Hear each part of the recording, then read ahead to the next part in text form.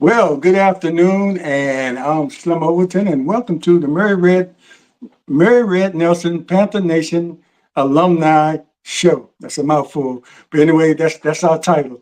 But I'm here today, and we have a special guest. And yesterday, we had a member of the 1974 VUU class celebrating their 50 years, which was Jocelyn Perry. And today, we have August Bullock.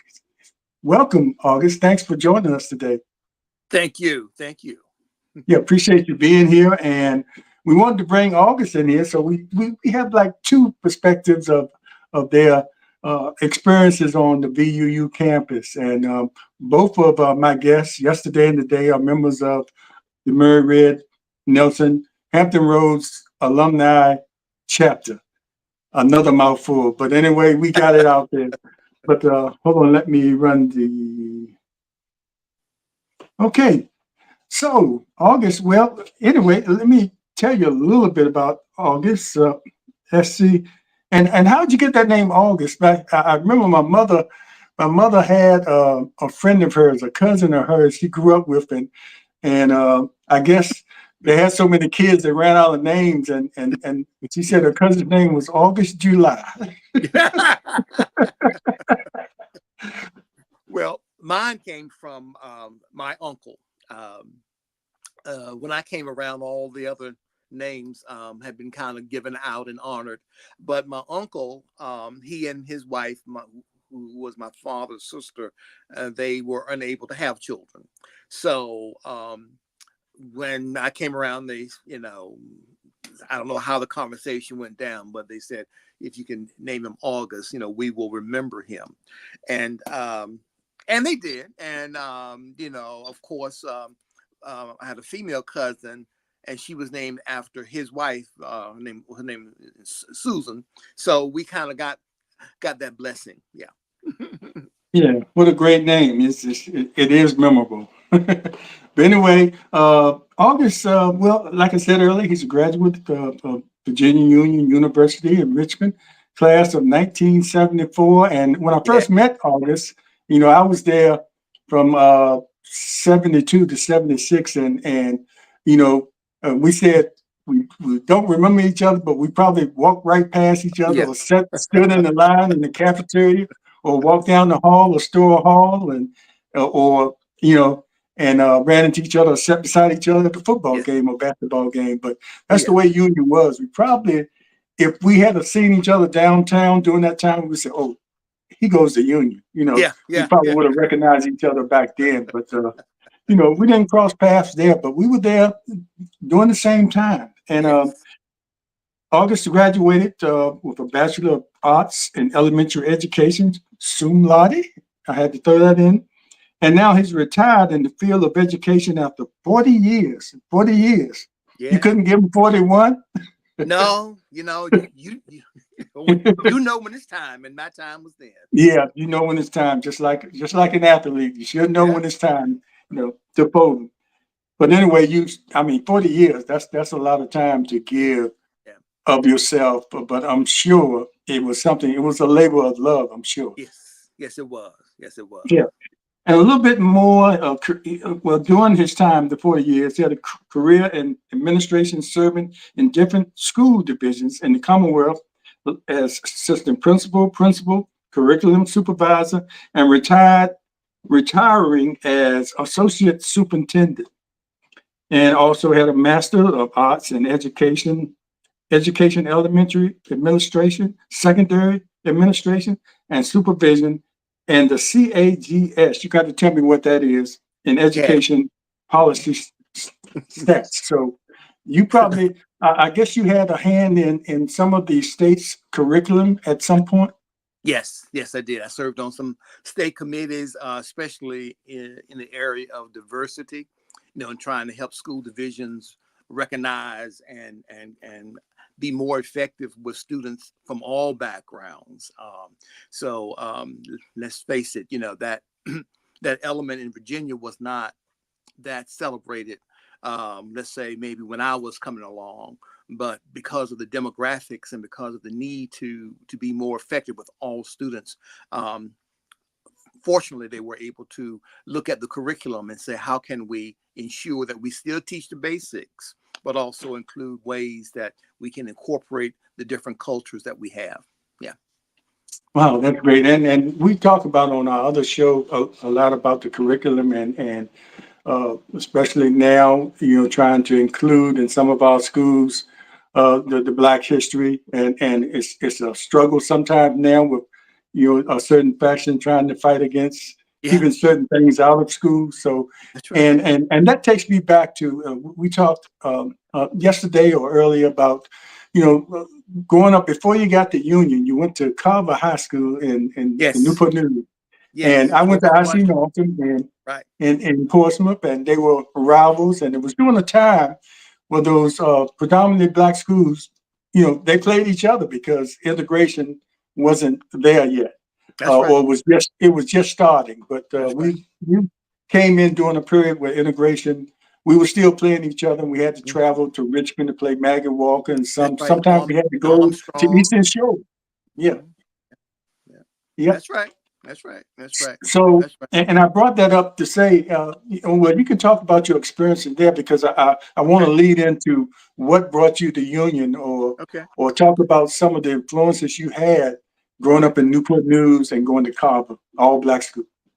Our family, we very heavily with males, and um, it was sort of like unstated expectation that if you go to Carver, you can play football. So I, I You go to played. North, you're gonna play basketball like me. Yeah, yeah, okay, okay, okay. But for us, it was football. My oldest brother was a lineman. I had a brother who was a halfback, another brother who was a tailback, and first cousin who was a fullback, with two first cousins who were fullbacks, and then one that was a tight end, and then I also was a offensive and defensive lineman. So, but in playing those sports, of course, we did travel.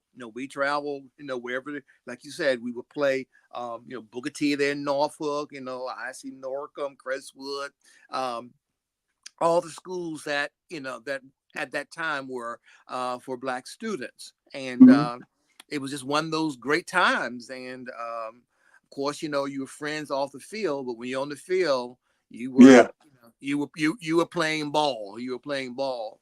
And the bus rides, of course, were long, but of course, if you won, they were always long and loud coming back, and they seemed to be yeah, shorter though coming back when you won.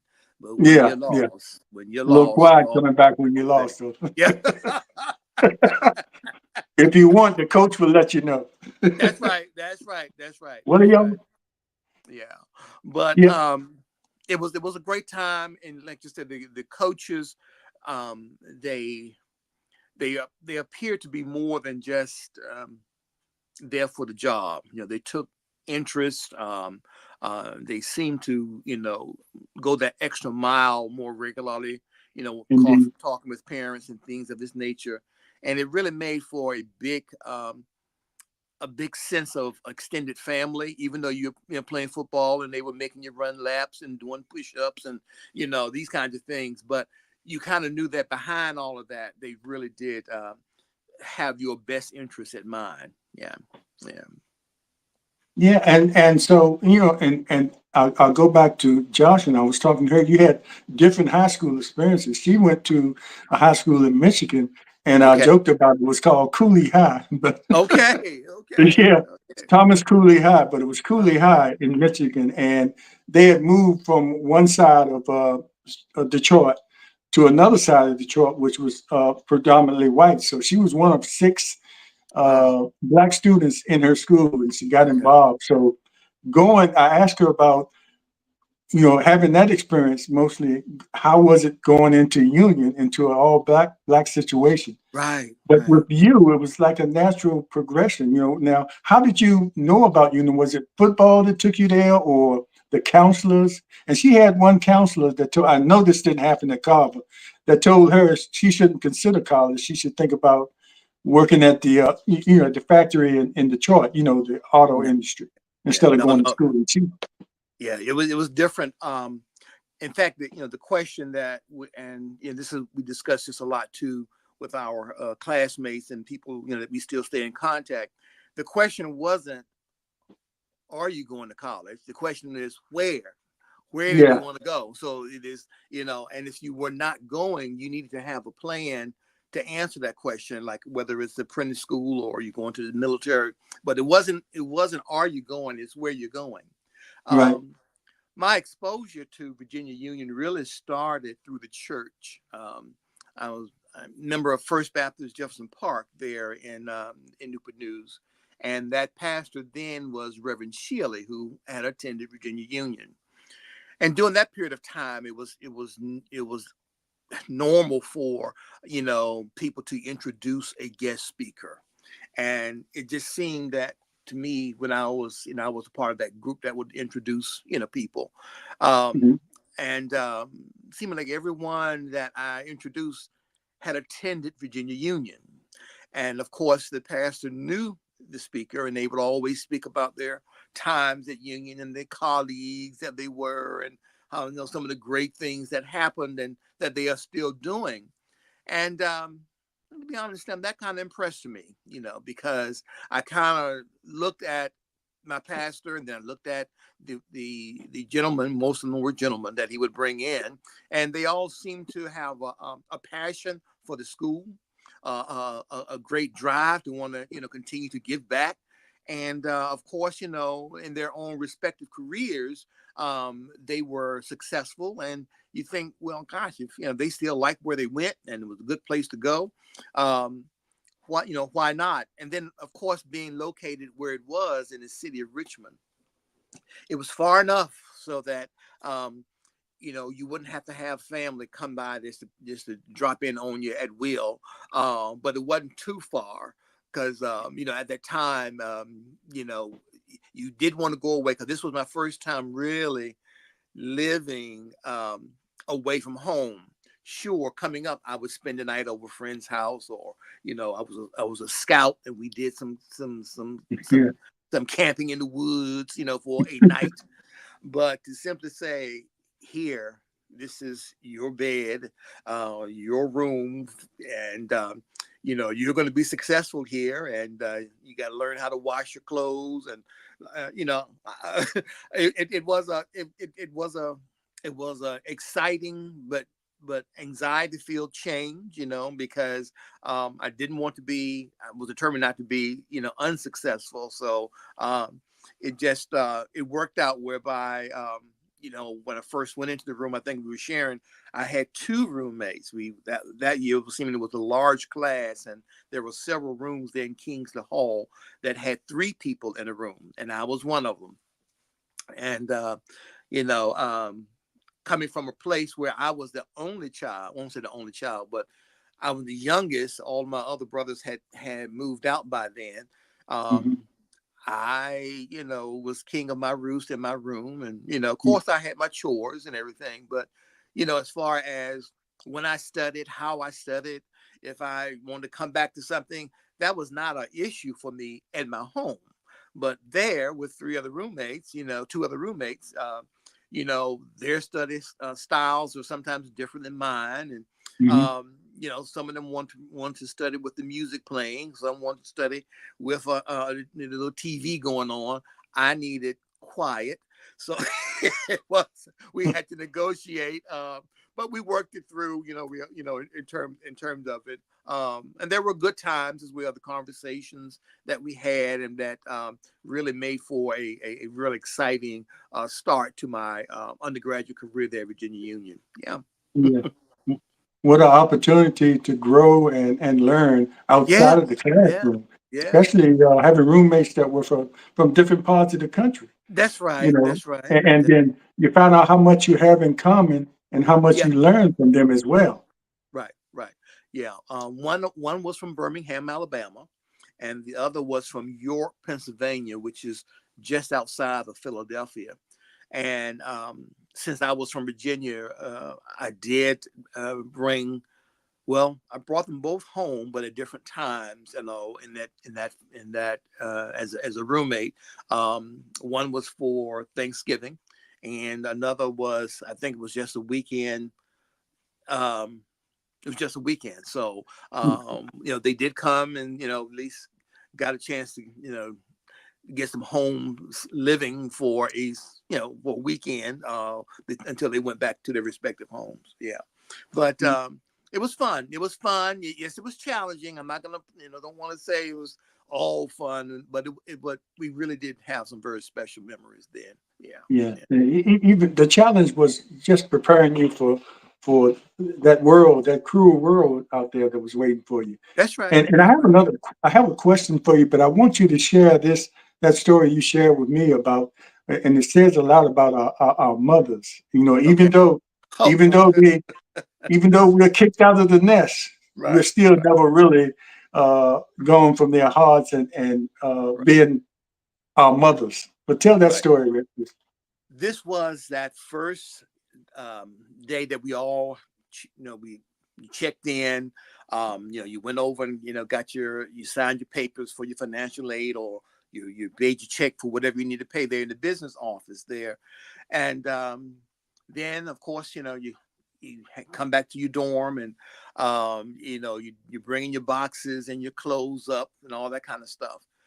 And on that particular hall, everybody was kind of involved, but you begin to notice about 10 to 15 mothers, because there we didn't have bathrooms in our room. There was no suite of, Right. you had a trough, you had a shower in the hall that was for everybody. And Everybody. they went down there, Slim, and they started cleaning and scrubbing. Now, keep in mind, most of these mothers came from church, so they had on their church wear. But they Mhm. went down there and they started cleaning them showers and cleaning them toilets and cleaning them those sinks and everything, so that it would be to their satisfaction for us. I would assume, I didn't see it before they cleaned it, but I would assume that there had been It some, wasn't clean enough. but it wasn't clean enough. And they roll their sleeves up in their high heels and their stockings, and and they scrubbed and scrubbed and scrubbed. And it was just one of those things that, something else. I remember the husbands took out the trash. Yeah. So as they cleaned up and threw away stuff, they would grab bags of trash and find some trash can somewhere and just shoved it in there. And we started out with a clean bathroom according to mother's standards and dad's standards Yeah. too. But it was really fun just to see these very successful women, coming here, taking care of their sons on their on that first day, in the dorm. And so when they went home, at least they said, well, at least they got a clean bathroom. So, but Yeah, and that wouldn't have happened everywhere. no, it would not. It would not. Mostly at a HBCU, I'm sure. I Yeah, don't think some other mothers might have done that, but I don't want to blame say not that every mother would have done that, but I know. I wasn't surprised when you told me that Yeah, happened. But yeah, anyway, as we going in, we're celebrating 160 years of Virginia Union's existence, and sure. your class is celebrating 50 years Yes, since sir. you walked across the stage and received your degree. Mhm. Was there a particular course, professor, or experiences that significantly changed your your work life or your personal life? We all had some professors that really Yeah, yeah, we think yeah, about it today. yeah, yeah. There were a couple, to be honest, Slim.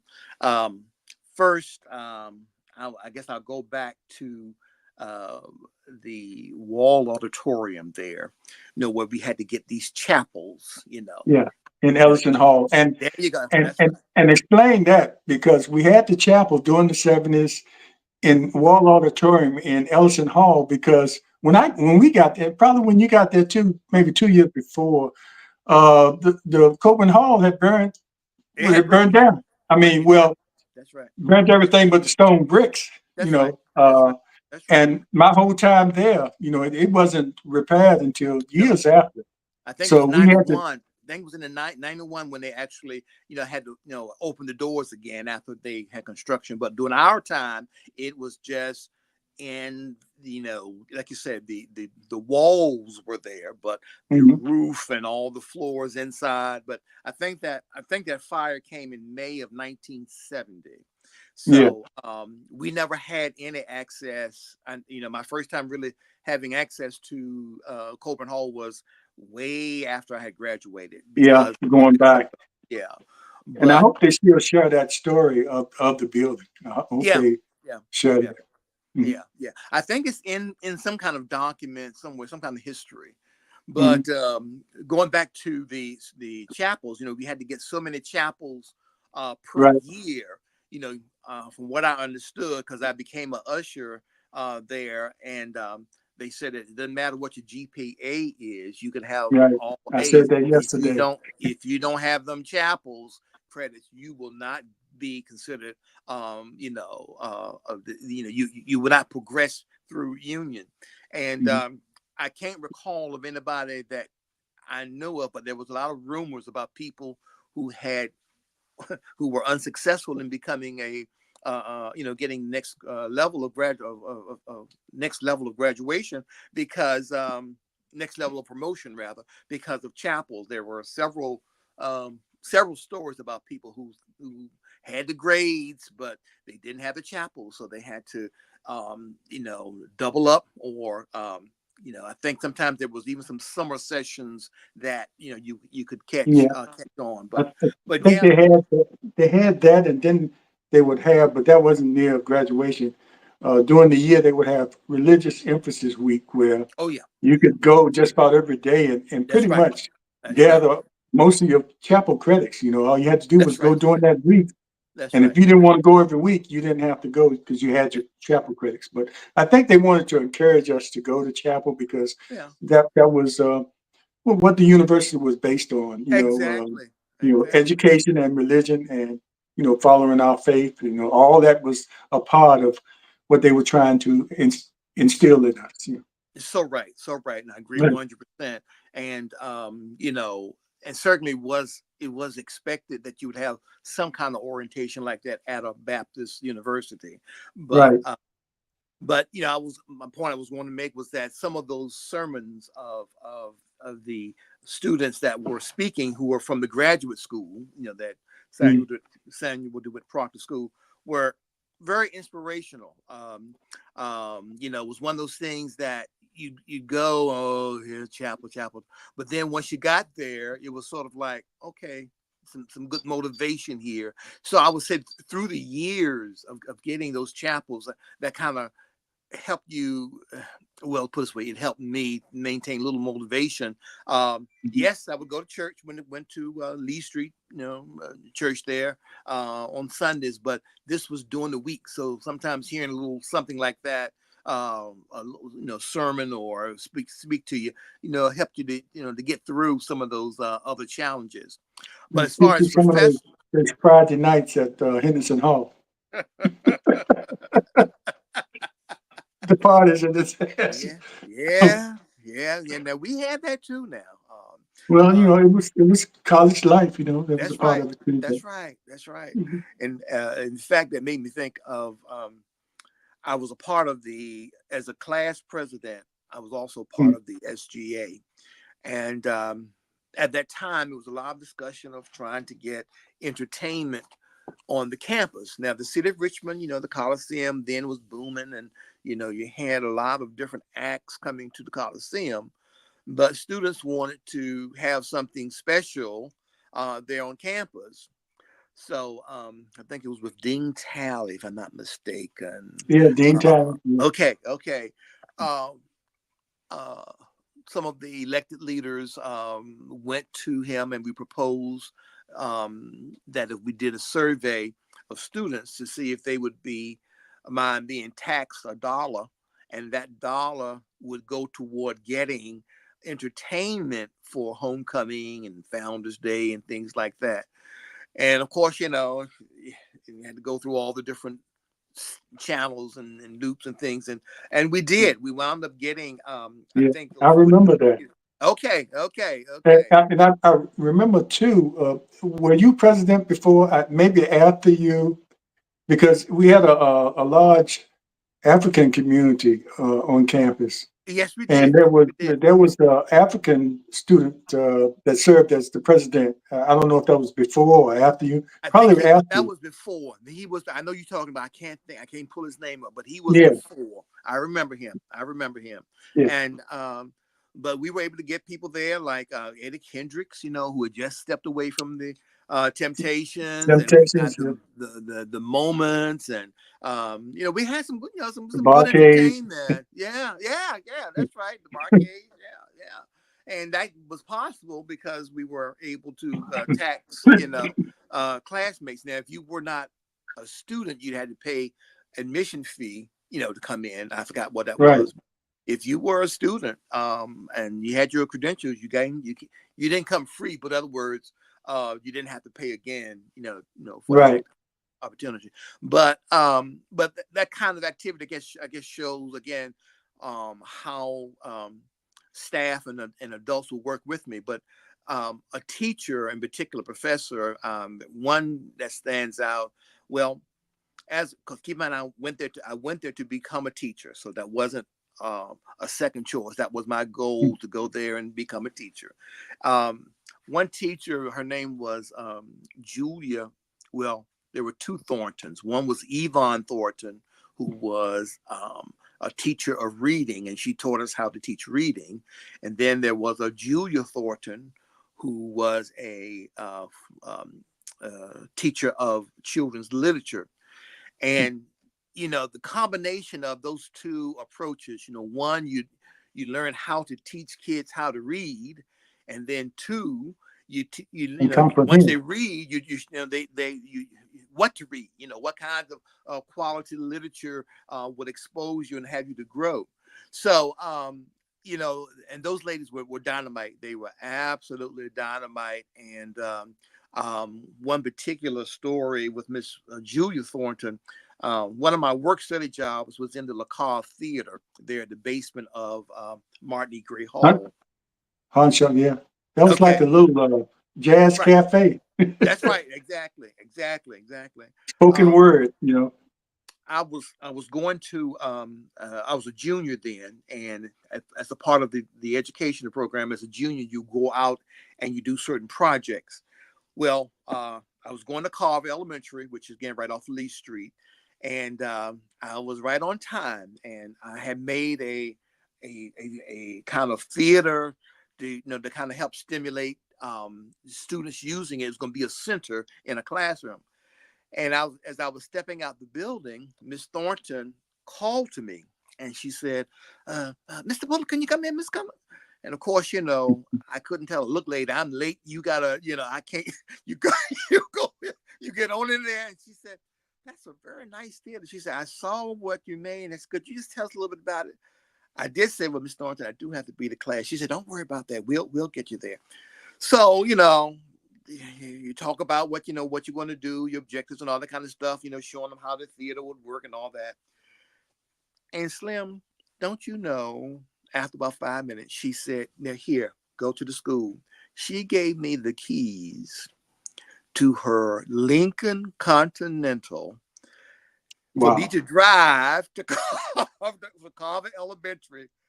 And of course, yes, I had license and all that, but my Yeah. gosh, here I am profiling. Of course, no, I wasn't profiling. Leaning. So I was driving both hands on the wheel and carrying on.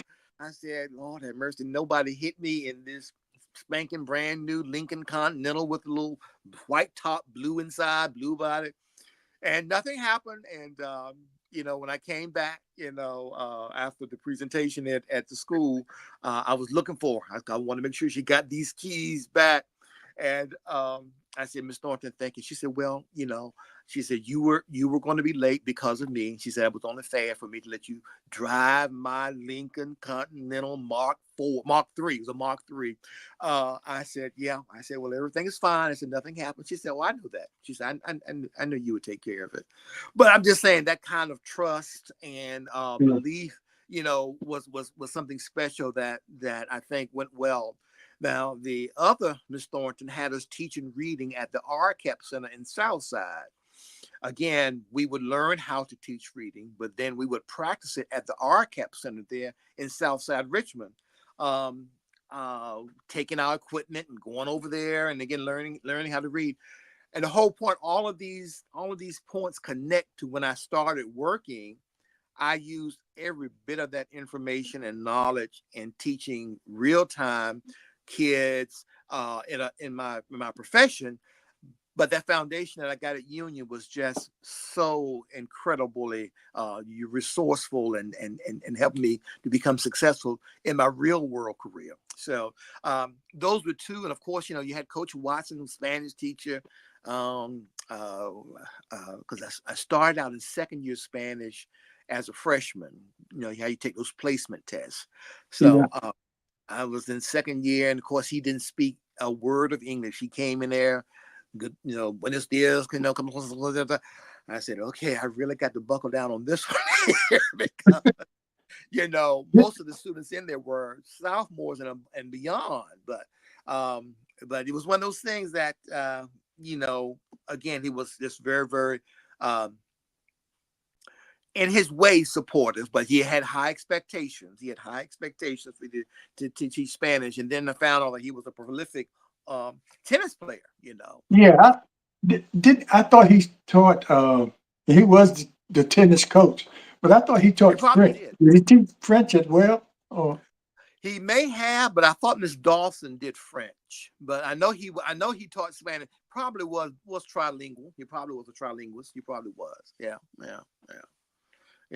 But those were some of the ones that stood out. Of course, when you look at the theater people, Mr. Kramer over there at the Cove, he turned that little, like you said, little cafe into a real, as someone called it, a French theater, in terms of it being very intimate, but yet great acoustics, great equipment, things like that. And he took on some really ambitious plays that were produced there. Sidney Poitier, during that time. Well, his niece was yeah, also going there when we were there. yeah, I remember her, but I Yeah. missed. I came a year after I heard he was there. Okay. I Right. think in '71 during the Right. homecoming or something like Right. that. So That's I right. missed that. But That's right. I remember his niece. I remember his Yes. niece. Yeah. She was down to earth. Yes. But he came and I was in a production there, and they said he wouldn't be able to see the show. So we were a little disappointed in that. But what he did do, Slim, he actually came to a rehearsal, Wow. and I thought it was going to be, maybe a little picture art to come here and take us. Yeah, he sat throughout the whole rehearsal, and then gave us feedback after seeing the rehearsal. I mean, this is Sidney Poitier now. Keep in mind, this is Sidney Poitier sitting there looking at little Yeah, this is university in the players point. at Virginia Union. And, it was quite an honor, and he was so grounded. And of course, I think Bill Cosby came the next day. Yes, Bill Cosby. Yeah, I heard that they were doing those movies then. So That's yeah, right. That's right. That's right. yeah. That's right. He Came came to the next little day. old Virginia Union. Yes, sir. Yes, sir. And Yes, sir. and that place down there below the was it Harshaw? It became before rap came in. Spoken word was popular back then in the early Okay. '70s. Okay. And Okay. that's when I found out something about my roommate. I didn't know that he wrote. It gave students a chance to go there and express themselves. Some Okay. guy, I thought he was just, he was from New York, Okay. Brooklyn, from the streets. And he said, "Man, I got some material here. I want to read during that." I said, "Oh, okay. You're gonna read Jane and Spot and all that." I thought it was gonna be pretty Right. simple. Right. I went down there and he really threw down with Okay. Okay. some really significant spoken word material uh, Okay. t- to the background of some music. So it had Right. that kind of atmosphere there. So Right. I Right. remember that. But wow, I asked that question, but I didn't expect the Sidney Poitier part to come in, Oh yeah. as one of your inspirations and things Oh like yeah. that. Oh yeah. So you got all that, union was significant in preparing you to teach, and that's what you went there to do. That's what I So went to. briefly talk about your career and how some of the things that you learned at Union, and you kind of explained that already, but so we know going forward that whatever happened at Union with the chapel, the Sidney Poitier, and the teachers, Right. and I will say we mentioned this yesterday. You can't go everywhere where you have that personal relationship with one of your teachers. That's In right. other places, you might be just a number, That's right. and you could go to your teachers if you had a personal issue That's right. and have them sit down with her. That's right. But to Right. give a student their Lincoln, I mean, Right. so that wouldn't happen anywhere else. But go ahead and talk a little bit about your career because it sounds like it all started at Union, It did. and looking at all the accolades that that you deserve It did and start. still deserve. You're exactly right, Slim. It started at Union. I think I shared this before, but when I graduated in '74, teaching was highly desirable. I think the average school system had about 30 applications for every opening. Now, keep in mind, this was 1974. That is not how it is today. Um, and a lot of students were concerned about even getting an application, or an interview. Well, Mhm. the way things worked out was very fortunate, and my teacher that I had, supervising teacher when I was student teaching, um, had some kind of connection. I think he had attended Union as well, and he knew the assistant superintendent. And on the last week rather, she came. Her name was Dr. Johnson, and she said, "Well, Mr. Bullock, we've heard good things about you here at Carver, and we're looking to hire for next year. Um, would you be interested in working here in Richmond?" Well, that would have been fine, but uh, my my mind, I was going to finish Union, come back to Tidewater, get a job, work at and start working on my master's at Hampton University. Mhm. Um, However, to get a job, was something that you didn't want to, turn your back on. So, as she, as I asked her, I said, "Well, Dr. Johnson, this was a Friday. That's a Friday." I said, "Can I get back with you on Monday?" She said, "Sure, that'll be fine." So, got off school that day. I think we got off early and drove down to Tidewater, which is about maybe a good hour and 20 minutes away or so. Went right to the administration building, and I said, "I got to see a personnel representative." I had to explain. They said, "Okay, Mr. Bullock." I said, So I explained to him, what was going to happen. I said, "I want to come here." I said, "But I know how tough it is to get a job. If they're going to offer me a job, I'll just get working my master's up there at VCU somewhere." And they said, "No, you tell them thank you, but we're going to start you off as soon as you graduate." I said, "When do you graduate?" I said, "May 5th." They said, "Well, May 6th, you can be under contract um, here in Newport News as a seventh grade math teacher." Had a teacher that was going on maternity leave. And I I said, so they said, "No, you don't need to interview nobody else. You don't need to, you don't need everything we have. We need." They said, "You got it." So I did go back. I thanked her, and she said, "Well, we will be looking forward to maybe if you should come back later on because Union has some great teachers that have graduated from that university." So the reputation of the school certainly, was a drawing card, and then you had that kind of notoriety because you were a graduate. But the going back to the other part, or the trainings that I got certainly when I started out teaching, I felt comfortable with it because they had prepared me so well, man. I mean, your junior year, you're out there doing different projects real time, getting real time experiences.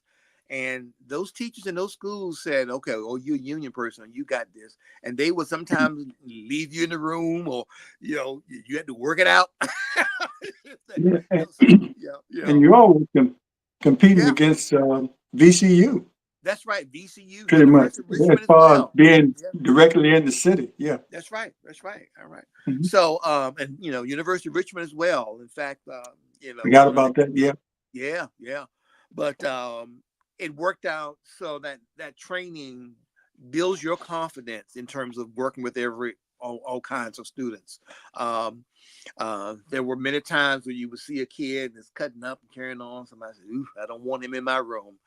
Mhm. Um, I I had some tricks for him. I had some tricks, and a lot of those tricks came from the different courses and things that I had. Dr. Benford, she was a wonderful child psychologist and teacher as well. She taught us how to label and look at children, and how to stand back and kind of find out where to kind of start making relationships. Um, and that stuff worked. That stuff worked as I applied it in different situations. Um, I had a good time. Yeah, we had some, crazy ones, but some people want to say, "Oh, you were successful because you were a male." That's why you did it. And I say I was successful because of Virginia Union. I use those skills, I use those aptitudes and approaches, resources, know how to look up research and find out things and answers to questions that maybe if they weren't there in front of you, here are some ways to find out what you need to do. I learned all that from Union. I learned all of that from Virginia Union. Yes, sir. Yes, sir. Yeah, indeed. And we were both there in the 70s, and we Yeah. have seen a lot of progression since then. So Yeah. what changes have you seen for the better at Union in the 50 years that you have been away from there? And I know you go back periodically for homecoming Yeah. and different Yeah. events, or just you can't go to Richmond and not drive by. you know, if you go into Richmond for something else, even if General Assembly or something, that Right. you cannot go to Richmond. I know I can't without Right. riding by that campus. That's right. If, That's right. even if That's you right. don't, it's not as easy to get up on the campus now like it used to be, Right. for obvious reasons. But you know, at least you have to drive by there, That's right. That's right. and Yeah. just Some of the go changes, down memory obviously. lane. Yeah. Some of the changes, obviously, as we've discussed, certainly the reopening of Coburn Chapel, but Right, also looking at some of the sculptures that you see throughout the campus. They really do add quite a bit. And of course, who can go there and not see the Wilder Library? It's over there in the right. Dust Bowl. That is magnificent. Oh my gosh, that's nice. And to see the work going on the old industrial building. Again, that was another eyesore when we were up there. It was over there just right next to 95. And what they have fixed and repaired, and I think they've taken away some of the parts that were not necessarily redeemable. But they I think they're looking to add some classroom spaces over there in that old industrial building as they Yeah, continue to work on it, and that yeah, certainly does. And staying in store, based upon if you stayed on that side of the hallway, that was your first view in the morning, was that old industrial building. yeah. But now that is much, much, much more improved situation there. And Harvey Field, don't forget the grass on Yeah. Harvey Field, that turf. My goodness, we were up there for commencement, and I just said, "Oh my gosh, this is something different here," and it really was very, very nice to see that. But the campus. I guess as you look at it and you see the growth, and of course the LC, the LLC Center, that's a Mhm. greatly needed facility as well, and used quite a bit. A lot of the activities for our classes are in there, So it's good to see. It's just good to see the growth, yet they maintain the dignity of their traditional buildings, but also the new ones that come in to help support the growth of the student body. So I certainly do, look forward, and that motivates you want to give even more once you go up there and visit, because of how nice it looks. Yeah. Yeah, it's a plus. And one thing I liked also in Henderson Center, down in the basement, which is the hub of student activity, Yeah. there are all the notables that they have along the walls there. Yeah. Yeah. So when the students walk through, they can see all these people who came through there that Right. went on to make significant changes That's right. in the world, in the That's right. country and the world. That's right. So I think that's great in my That is eyes. great. That is great. That's the plan. That is great. These are the shoulders you're standing on, as far as that goes. And this is what they have contributed. What is your legacy going to be? Yeah. Yeah. Yeah, you can't get any more motivation than that. That's right. That's right. That's right. That's right. Now, and I'll ask this question, but I'm sure over the 40 years, you had plenty of opportunities to do this, with students. But this was, I guess this is directed at students that might be planning to attend union. What advice would you give today's students, uh, present students or high school students plan on attending union? Uh, I mean, what would it be that if you had that opportunity to do it now? I know you've done it over the 40 years, but now Right. since you retired, the opportunity is still there for you to Right. to mentor these and talk to these young students, Right. especially in the climate we're living in today. That's right. That's right. Um, I think the relationships and the village that you have at a campus that's the size of Union is invaluable. I think when students who, like we were, when we went to undergraduate, that was our first time away from home for any period of time. Mhm. Not that we didn't spend the night somewhere, but it's actually you're leaving home and you're actually, kind of somewhat on your own. Um, Yeah. having being more than just a number, for a lot of students is very important. Um, you talked about how, it was good for students to be able to reach out to teachers and professors, but also it goes the other way. They also reach out to you as well. Mhm. They if there's something that they want to check on you about, or if they hear something like that.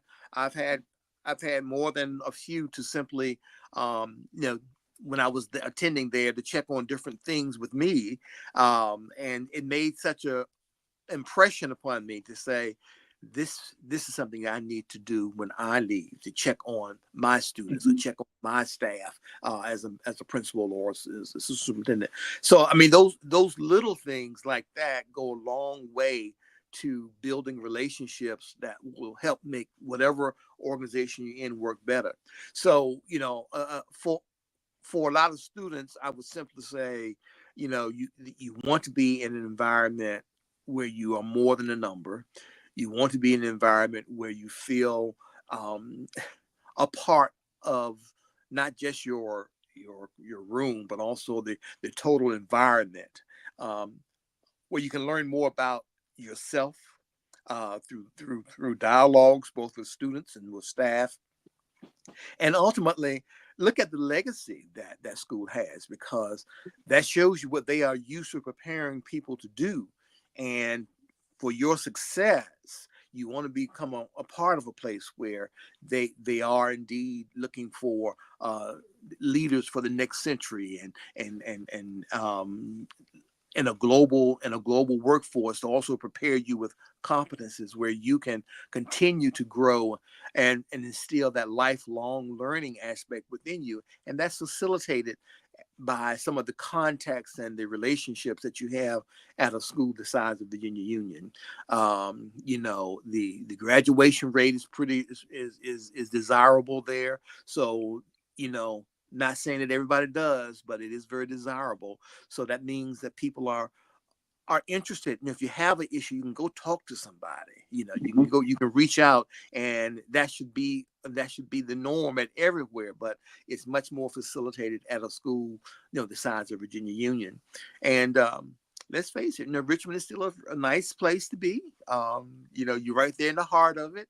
And now that they have free bus rides, I mean, the Greater Richmond Transit Corporation, you don't have to pay any fare now to ride a bus. We did have to pay, I think it was 50 cents or 35 cents or whatever back in the day.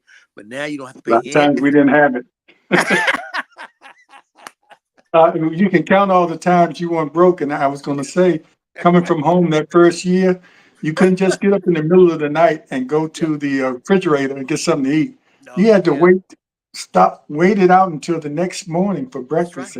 That's right. And That's heaven right. forbid if you missed that second meal on Sunday, That's because right. That's right. That is so right. That is so right. And man, wasn't it something when you would see like Parents Weekend or Founders Day weekend, and they come out with this cloth covered tables and yeah. steak, because parents came up one time and said, "Y'all eat pretty good up here."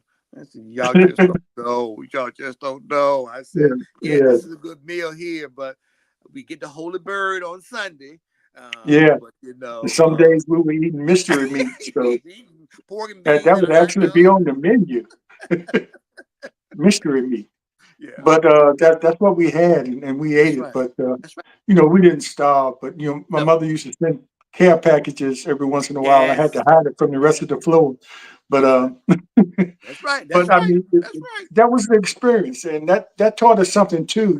Everything is not right there. It's going to be right at your Right. disposal. We Right. came from our homes where everything was right there, and Right. it was a lot of lessons learned outside that classroom, That's learning right. how to discipline yourself, because you Mm-hmm. get there and say, I don't have to wake up and go to class. Mm-hmm.